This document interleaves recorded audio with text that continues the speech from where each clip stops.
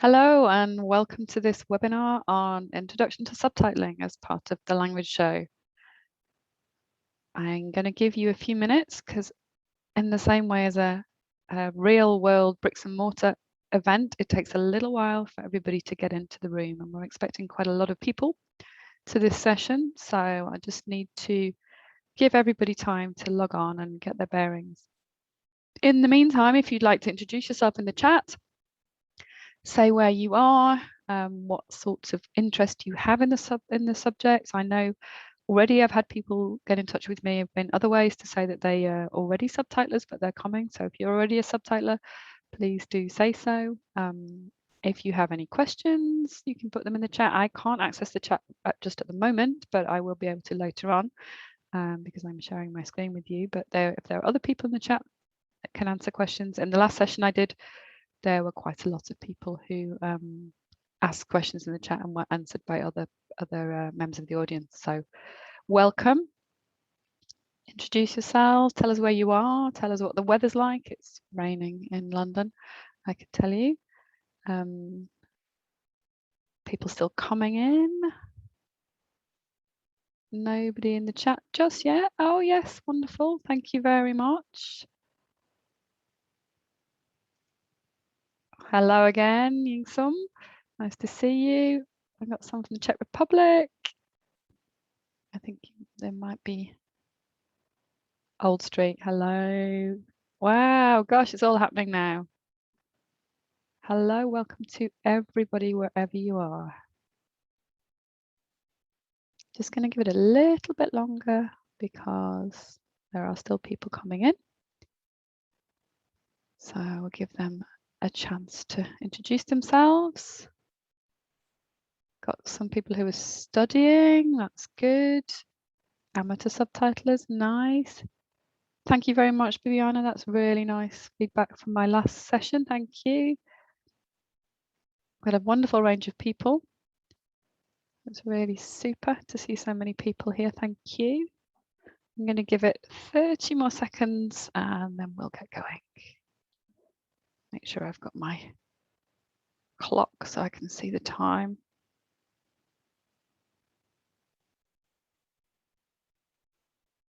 So as I said, I can't monitor the chat and present because the chat will be in your presenting window.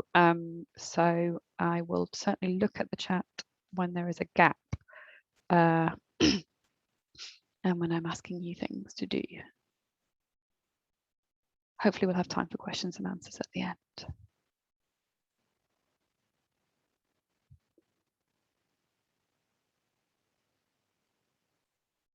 Lots of people from all over the world. How fab. And I encourage you to keep using the chat, keep talking to each other. That's one of the nice things about doing these events online. So I'm going to get started. So my name is Lindsay Bywood. Some of you were in my previous session. I'm a white middle-aged woman with very short, very red hair. I'm wearing a headset and I'm wearing a white top, and I'm in a room that's very narrow with yellow walls and pictures on the walls. And my slides have a black background and white text with a sort of light effect on the top and a University of Westminster logo. I work at the University of Westminster. Before I did that, I was a subtitler and I worked for a long, long time in the subtitling industry. And I've been an academic for 9 years now. My PhD's in subtitling. And the next sort of 40 minutes or so, was going to be a bit of a whistle-stop tour. And this is what we're going to cover. So we're going to look at what is subtitling, where do we see subtitling, who does subtitling, how do we do subtitling itself, and a little bit about working in the industry. And I'm going to show you a little clip of somebody doing some live subtitling, which is something that's used in certain situations. And I'm going to try and leave plenty of time for questions, so I might need to speed up a bit towards the end. It's quite a lot to get through. Okay. So what is subtitling? Well, there on the screen, you can see a subtitle. I know you all know what subtitling is. Here is an academic definition from two of the foremost scholars in the area. So it's the text at the bottom of the screen, basically. When you see a film or a video or a DVD or some kind of information. Okay, over to you for start. Where do we see subtitling? Can you put that in the chat? Where's the sorts of places that we see subtitling? So where do we see subtitling? I've already said, yeah, movies. Thank you. That's the really, yeah, Netflix. Yep. Where else do we see it? Yep. Films for the hard of hearing. TV. Yep. YouTube. Yeah, good. Documentary. Oh, so many things. Conferences. Yeah, conferences are a really good one. Yeah. TV. Videos on demand. Documentaries. Where else do we? Doctor surgery. Info screens. Thank you. Yeah. Yeah. Absolutely. That's one of the ones that often doesn't get any video resources. Absolutely. Yeah. No, you've hit the nail on the head there. Yeah. Songs, opera.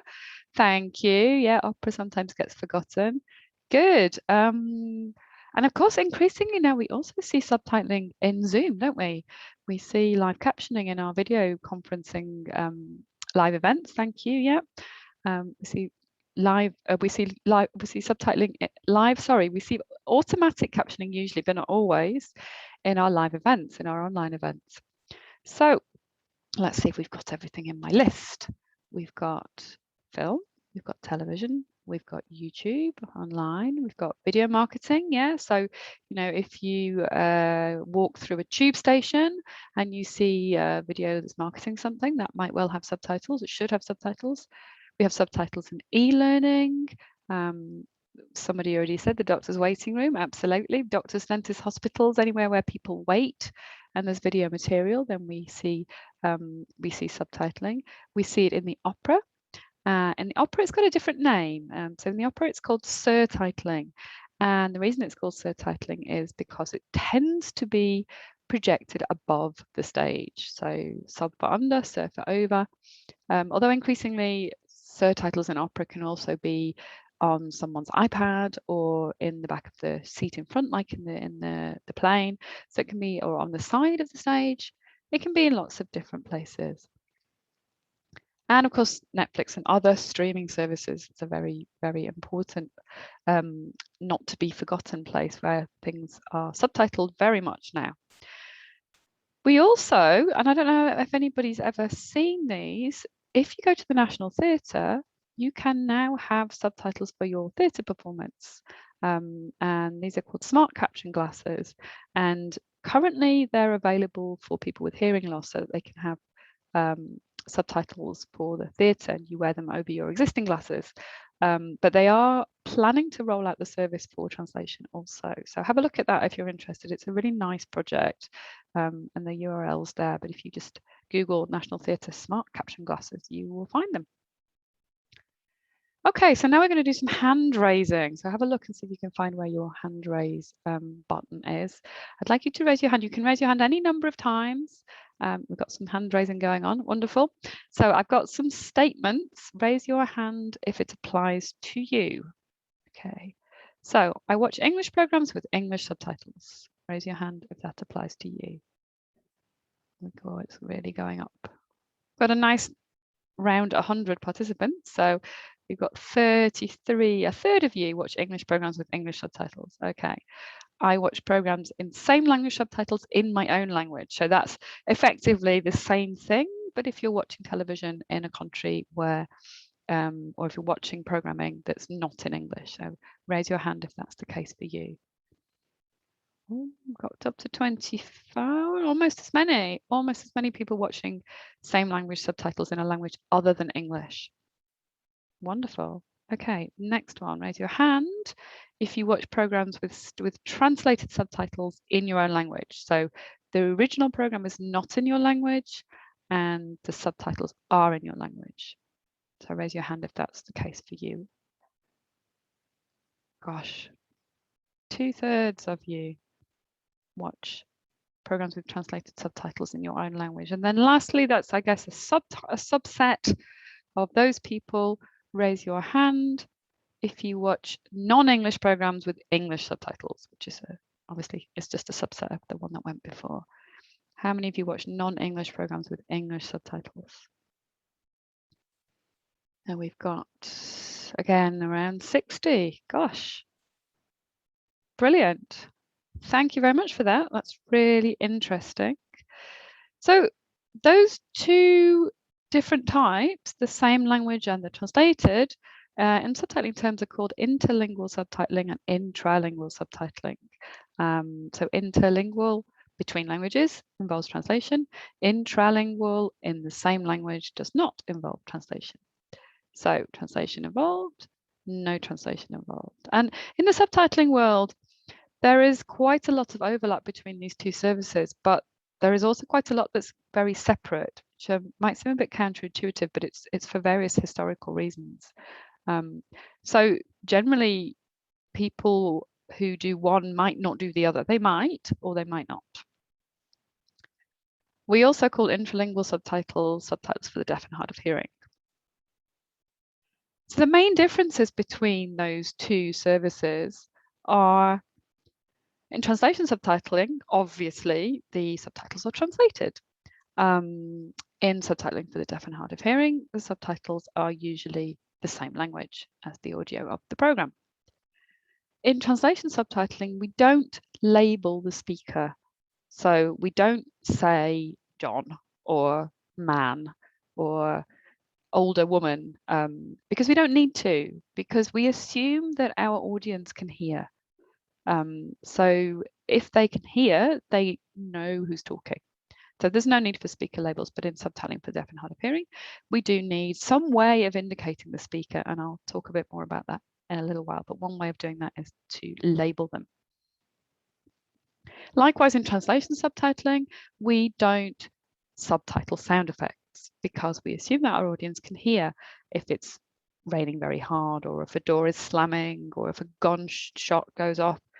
But in subtitling for the deaf and hard of hearing, we have to do that because we have to help our audience who can't hear that it's raining very hard, or that the door is slamming, or a gun is going off. So that's another difference. In translation subtitling, usually we only use 2 lines. You will see subtitling which has more than 2 lines translation, and that's usually a bit of a red flag that it's been created by somebody who's not a trained subtitler.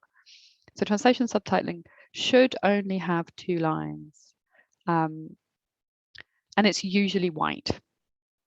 There are exceptions, few and far between, sometimes to do with the background, but generally it's usually white. Subtitling for the deaf and hard of hearing is still often created by the same people who are translators and subtitlers, but there are professionals who only do subtitling for the deaf and hard of hearing. And more often now, subtitling for deaf and hard of hearing is respoken, and I will talk about that in a little while, about respeaking. And in subtitling for the deaf and hard of hearing, more than 2 lines is acceptable, and actually you will often see more than 2 lines. And the reason for that is because it's necessary to convey the amount of information that's needed for the audience.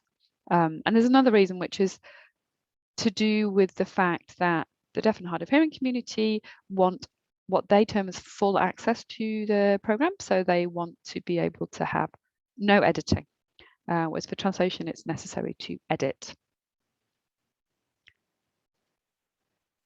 Talking a bit more about speaker labels, as I said, this is a classic sort of way of labeling the speaker with the word or their name or some kind of signifier that shows who's speaking.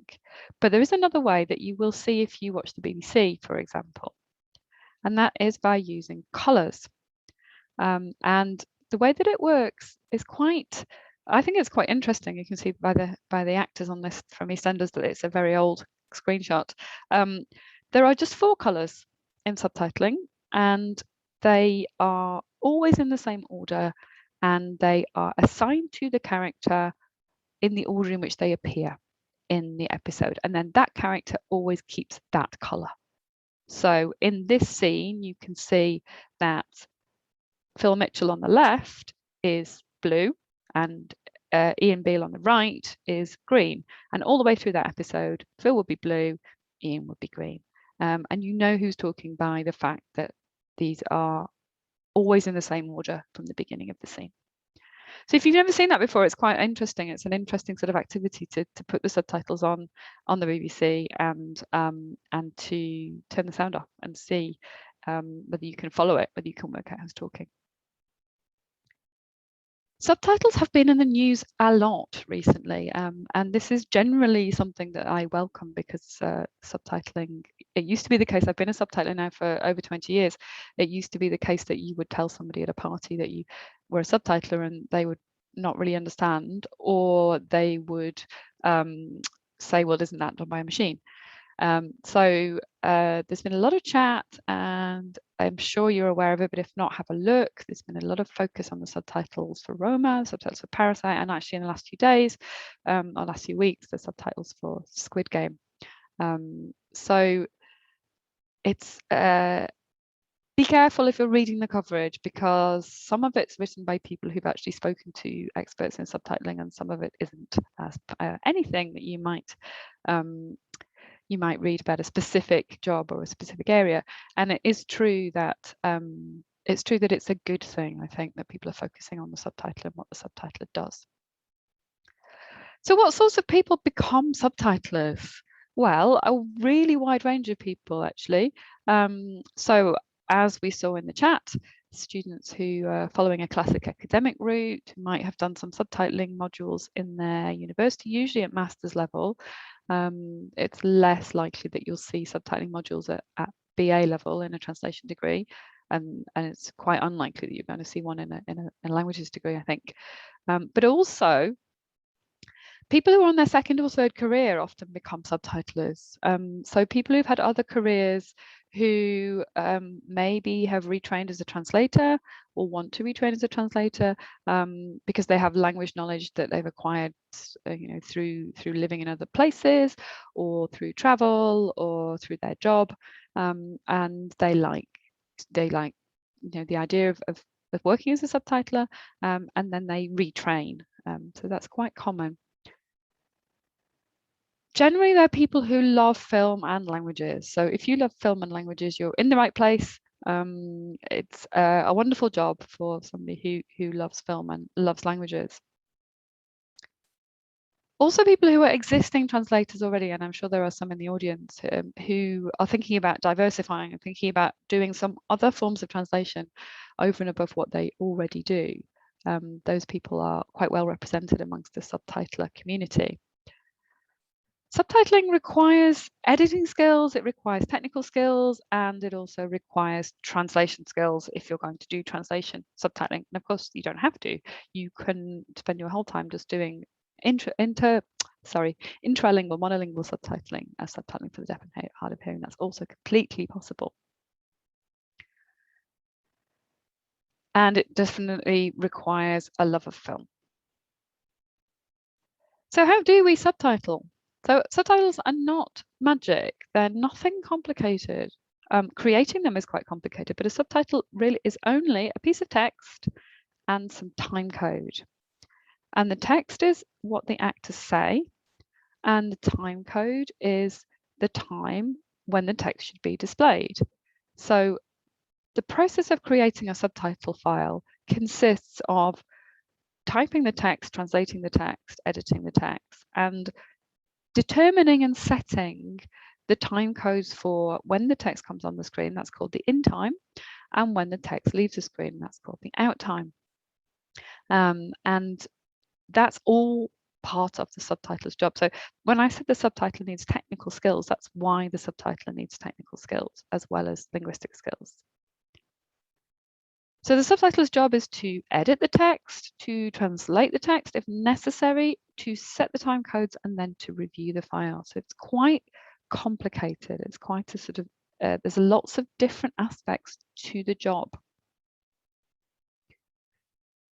However, there's a big however here. There is a particular type of workflow that's used increasingly certainly in television, not so much in the cinema, but in television and in home entertainment, streaming services, also in corporate subtitling, which is called the template method. And the way that the template method works is that a template is created, funnily enough. So an initial subtitle file is created, and it's usually in English, but not always. So obviously, up until maybe 3 or 4 years ago, most media that was translated was created in English and translated into other languages, and that is now changing, which is wonderful. But generally, templates are created in English, and then those templates are sent out to subtitlers to translate. And there are various reasons for this. One of them is a cost reason. One of them is to do with the fact that you don't need any software, any specific software if you're going to translate a template, although it is useful. It's to do with scalability, it's to do with control. And often you're not allowed to change the timecode. So the job of the subtitler then, who's doing the translation, becomes strictly just one of translation and editing, because you still have to make sure that your subtitle can fit into the time that is available for it. So the template method is used quite widely now. So it could be the case that if you're working as a subtitler, especially out of English, you might not have to do what we call the timing or the spotting, so determining those time codes that I talked about earlier.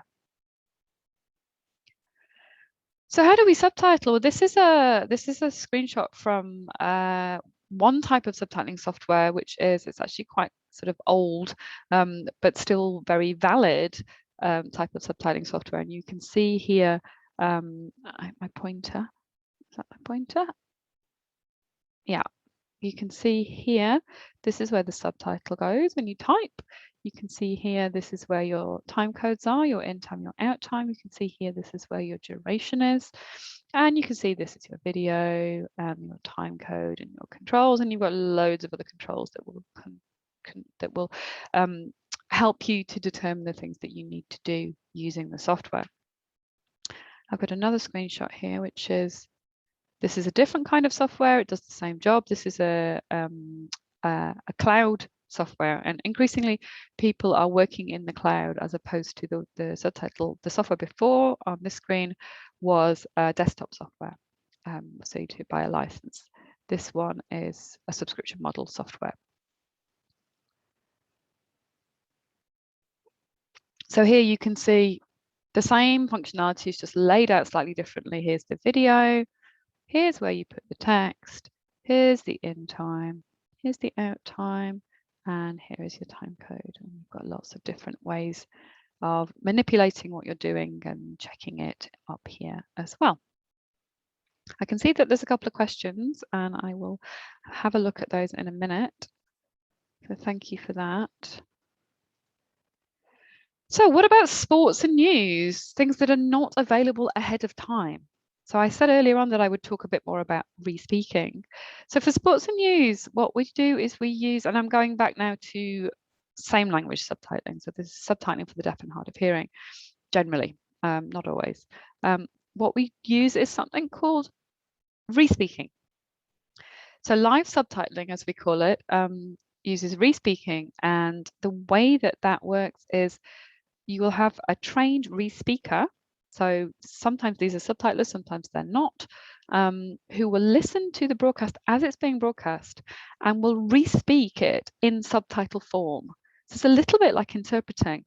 Respeak it into a software package that is usually working with Dragon Naturally Speaking, because they're the dominant partner in the speech to text market, and subtitling software, and will produce subtitles. And I've got a little clip to show you live subtitling in action. So the audio on the clip is not very loud, but it doesn't matter because you don't need to hear what's being said. You just need to see the workflow and see how the person is working with the live subtitling. So here we go.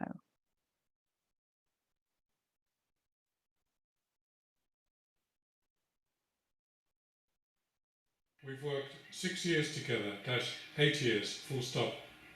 Training people, supporting them, nurturing them, helping them to succeed, to be more confident, and also creating a place which is affordable, which has great hospitality, where you can totally welcome your friends, and of course great food with excellent ethics behind, full stop.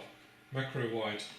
We are so excited to have you here, Raymond, in Berkhamsted. What made you choose Berkhamsted? What made you choose Well, it's an Berkhamsted? extremely vibrant city. That's Macro funny yellow. that we were looking Well, at it it. is a It took us 3 vibrant years city. We've been to looking complete at the it work for because 3 obviously years. that you knew there were It some took us some problems time to complete the work that we because we thought we had knew found there some was some old mosaic, Roman we thought we mosaic. had found Thank some God we Roman didn't. mosaics. But that set Thank us God up we 1 didn't, year late, so but we it had to made be us very 1 year patient. late. So we had to But be now very we have our patient. lovely little place open in your community, and we hope that we are going to provide that good. I think a restaurant for me is part of the culture of a town.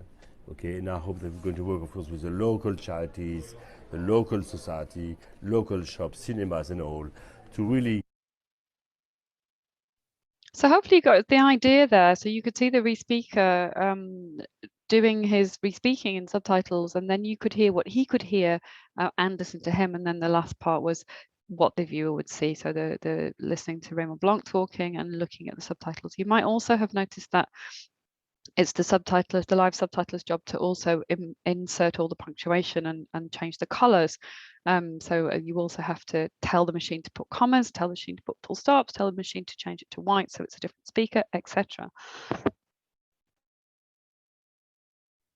Excuse me. Okay, now I need to try and get back to my Make Berkhamsted. Back to my presentation, which is here. So that, excuse me, that will be what you would see normally on the news.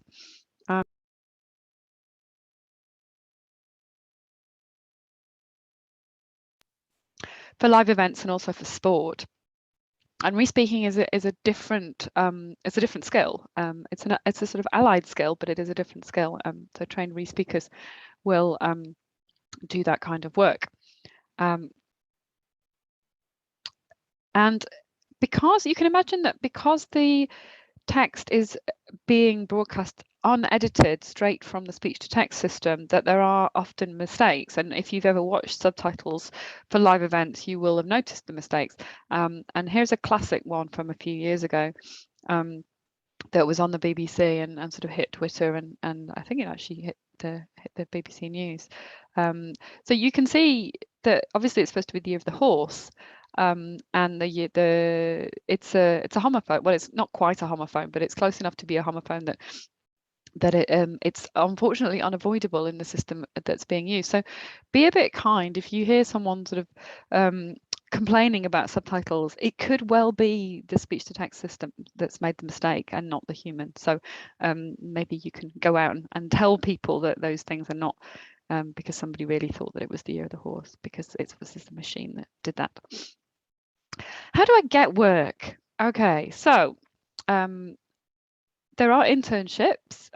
It's a bit complicated now since COVID, and quite a lot of companies are offering internships that are virtual. So that's a sort of another way of getting experience. Subtitling companies have internships. Some of them are paid, some of them are not. Dubbing studios also have internships, and they sometimes have subtitling departments. There are quite a lot of courses. So there are MA courses in audiovisual translation. There are translation courses, including the one that we run at the University of Westminster, that have audiovisual translation modules. There are online courses. There are sort of one-day courses. There are short courses, sort of more than 1 day. So there's quite a lot of things available, certainly in the UK, and they tend to be available as well in places that have the subtitling culture. So MA courses, short courses, online courses. Subtitling is getting more and more popular and more used in media. And actually lots of sort of mainstream translation agencies are now offering subtitling, whereas before it was really only the subtitling companies that were offering subtitling. I should also say that subtitling companies, some of them will train you on the job as well. Or have their own sort of subtitling training, even for freelancers sometimes. It is easier to get work now that the template method is used, because, as I said, you don't necessarily have to have knowledge of how to do timing. So you can do the work with less training. So I can see that we have some questions. So I'm going to stop sharing my screen for a sec and have a look, and hopefully that, let me have a look. Okay. Okay, so do you have to have a specific qualification to become a subtitler? The short answer is no. In the same way as for translation, there's no sort of regulatory body that's going to insist that you have a piece of paper that allows you to practice as a subtitler in the same way as you would if you were going to practice as a lawyer or a doctor. However, it's a difficult job. It's a skilled job, and I think you're going to have a very steep learning curve if you try to do it with no experience and no training. So I would very much recommend that if you want to work as a subtitler, you invest in some kind of training. In our experience, it takes quite a long time to train people to be successful subtitlers. The other thing to say is that subtitlers are paid per minute of film usually. So there's a direct correlation between how quickly you work and how much you can earn. And subtitling is not well paid generally. So another good reason to get good training is so that you can maximize your earning capacity, because otherwise you're quite likely to be quite poor at the beginning. How much competition is there, says Isabelle. Depends on your language combination. Quite a lot in most of the common language combinations. But subtitling is it's a kind of profession where people often do it alongside other things, partly because it doesn't pay very well. People often do it for a while and then stop doing it. So there's also quite a lot of work. You may well have seen there's been a big kerfuffle in the last few days, people saying that there aren't enough subtitlers, and other people saying, well, there's plenty of subtitlers. They just, the people that are looking for subtitlers are not paying enough. So there is a lot of work, and there is more work coming. So I'm just having a look. Does the subtitler work simultaneously with the Respeaker? The subtitler so the Respeaker and the subtitler are one person for live subtitling. So I'm sorry if that wasn't clear. So the man that you saw on the video is doing the whole job. He is speaking the subtitles into the machine, and the machine is broadcasting them. So it's not two people in that case. Where you have the subtitler is where you already have the content pre-recorded. So not for live sessions, not for sport and for news and for live events. So it's two different jobs. They both produce subtitles, but they're different jobs. I hope that's a bit clearer. Is it possible to do freelance subtitling on the side of a full-time job? Yes, absolutely. If you enjoy it, yeah, you can take as little or as much as you want to subtitle. Definitely. But you're not going to earn very much. So as a sort of rule of thumb, a translation subtitler can do around about 25 to 30 minutes of a movie or a TV program every day. So if you're doing it alongside a full-time job and you're only, you've only got a couple of hours, you're not going to get through very many minutes. So it's going to take you quite a long time. And the other thing to say is that mostly deadlines are very fierce and very tight. So for that reason as well, it might not be very practical to do it alongside a full-time job. But people do absolutely. People do subtitling as a hobby because they enjoy it. I saw a question about Trados, which seems to have disappeared. I would not recommend doing subtitling in software that's not subtitling software. So I don't have any experience of subtitling within Trados. I have a lot of experience of translating, not a lot. I have some experience of translating in Trados. I don't use the subtitling function, and that goes for all other types of CAT tool that have subtitling plugins. I would not use them personally. There is plenty of good subtitling software out there. Use proper subtitling software that's been developed for subtitling. That would be my recommendation for you. What else have we got? Do I recommend? I'm not going to recommend software because it's not really very fair. There's free software, which is okay. It's not brilliant. There's some software, there's software that's very expensive, there's software that's the middle of the market. It will depend on how much subtitling you do, how much you want to spend, how much you can spend. A lot of subtitling companies will give you software. They'll give you a sort of restricted version of the software that they use, and you can only use it for working for them, but you might not necessarily have to buy software if you're going to work for subtitling companies. Thanks for the pointer to the chat. I will move to the chat when I've got through my my Q&As. So I think I've done that one. I've done that one. Bear with me. How long would it take for transcribing per minute for a business conference? I can't answer that because it depends on how quickly you can work. There isn't an answer because I don't know how fast you type or process. So, and I don't really understand what you mean by transcribing. If you're transcribing live at a conference, you'll need a foot pedal, and you'd be better off using speech-to-text software. So I hope I'm sure that probably hasn't been helpful, but how long does it take to train as a respeaker? Do we need experience as subtitlers or interpreters prior to working as a respeaker? Which languages are respeaking services available for? So you don't need to have any experience to work as a respeaker, to train as a respeaker. It's sometimes people who've done interpreting or subtitling find that it's easier for them, but not always. And respeaking services are available for any language where there is live subtitling for the deaf and hard of hearing and reasonable speech-to-text engines. If those two things are present in your language, then there will be respeakers. And if there aren't, you should start it because it's the most efficient way of producing live subtitles at a reasonable cost.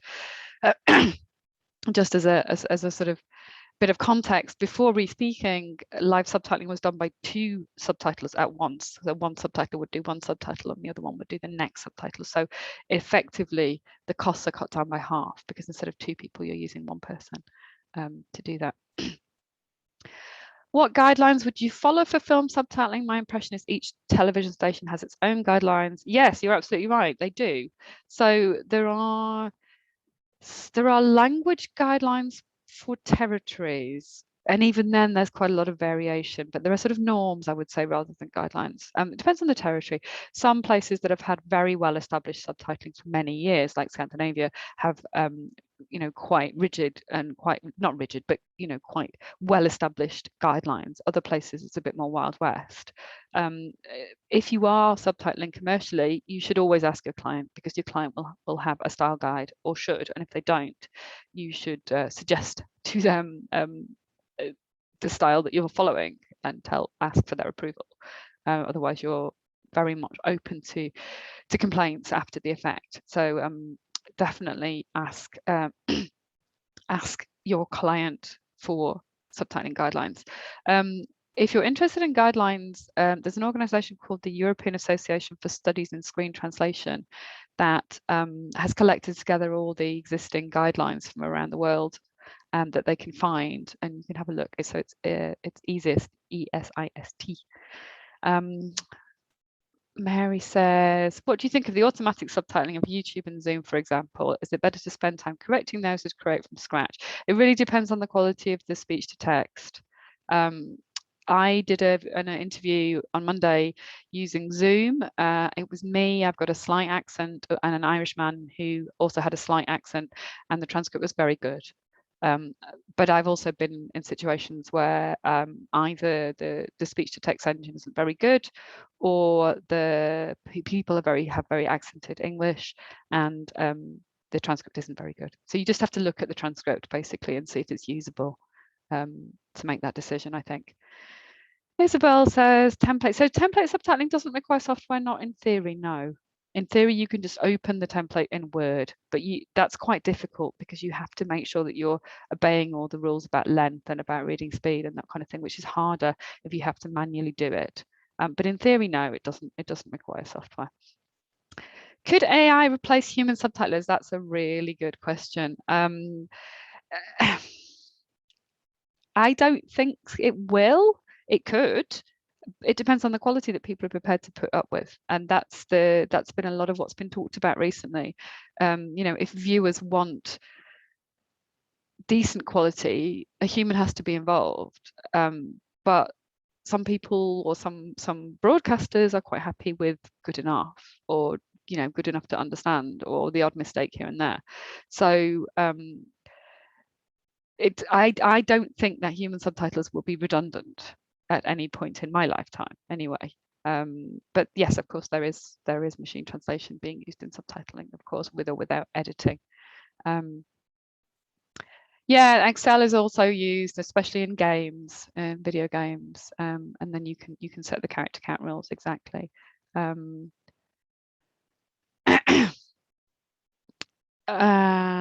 do you retain quality in only 2 lines of translations of foreign films? It's a really skilled job to do well. Lots of people don't do it so well, but it's a wonderful job. It's very challenging. But yeah, it's very difficult to retain quality in 2 lines in translations of foreign films, but it can be done. It can absolutely be done. There's no significant differences, Marta, between documentaries and films. No, none at all. It's the same. It's the same process. It's the same skills.